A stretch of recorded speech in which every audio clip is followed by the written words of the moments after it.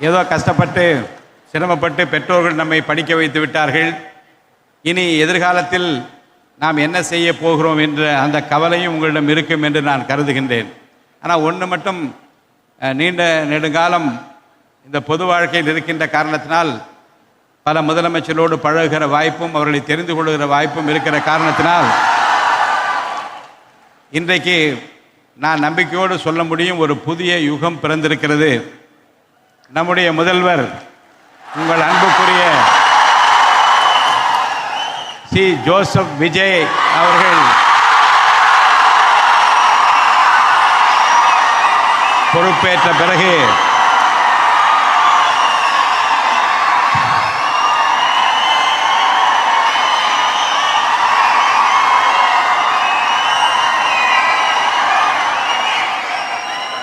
ஒரு புதிய நம்பிக்கை பிறந்த